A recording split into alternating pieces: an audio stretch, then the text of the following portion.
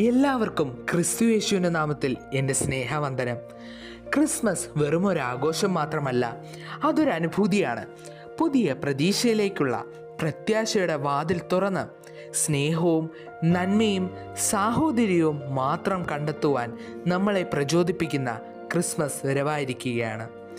നക്ഷത്രങ്ങൾ കൂടുകൂട്ടിയ കുളിരുള്ള ആ രാത്രിയിൽ പുൽക്കൂടിൻ്റെ ചൂടേറ്റുപറന്ന ഉണ്ണിയേശുവിനെ നമ്മുടെ ഹൃദയങ്ങളിലേക്കും കുടുംബങ്ങളിലേക്കും വരവേൽക്കുന്ന ദിവസം.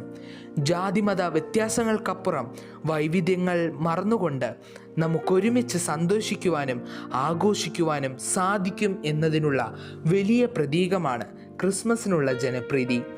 യേശുക്കുഞ്ഞ് കാലിത്തൊഴുത്തിൽ പിറന്ന ആ രാത്രി പൊന്നും മൂരും കുന്തിരിക്കവുമായി യേശുക്രിസ്തുവിനെ കാണാൻ എത്തിയത് 3 രാജാക്കന്മാരാണ്. അന്ന് അവർക്ക് യേശുവിലേക്ക് വഴികാട്ടിയായി മാറിയത് ഒരു നക്ഷത്രമാണ്. ഈ ക്രിസ്മസ് ദിനത്തിൽ നമുക്കും ഒരു തീരുമാനമെടുക്കാം. മറ്റുള്ളവർക്ക് നന്മയിലേക്കുള്ള വഴികാട്ടിയാകുന്ന ഒരു നക്ഷത്രമായി ഞാൻ മാറുമെന്ന്. രാജാധിരാജൻ്റെ ജനനം സംഭവിച്ചത് മാളികയിലോ മഹാസൗധത്തിലോ അല്ല, മറിച്ച് കന്നുകാലികളുടെ തൊഴുത്തിലാണ്.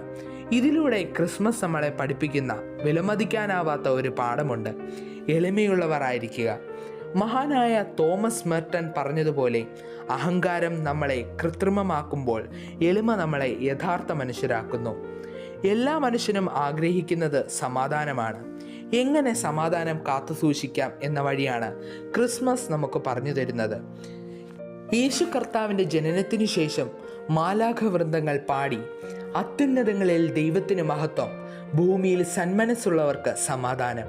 Glory to God in the highest and on earth peace to people of good will. നമുക്ക് എന്നും നല്ല മനസ്സുള്ളവരായിരിക്കാം. സമാധാനം താനെ കൂടെ വന്നോളും. എന്നെ സംബന്ധിച്ചിടത്തോളം ക്രിസ്തുമസ് വളരെ ലളിതമാണ്. മറ്റുള്ളവരെ സ്നേഹിക്കുക. പക്ഷേ അങ്ങനെയാണെങ്കിൽ അത് ചെയ്യാൻ നമുക്ക് ക്രിസ്തുമസ് വരെ കാത്തിരിക്കേണ്ട ആവശ്യമുണ്ടോ? ഡിസംബർ 25 മാത്രമല്ല, ഓരോ ദിവസവും നമുക്കൊരു ക്രിസ്മസ് ആക്കി മാറ്റാം. എല്ലാവർക്കും സന്തോഷവും സമാധാനവും നിറഞ്ഞ ഒരു ക്രിസ്തുമസ് ആശംസിക്കുന്നു. Thank you.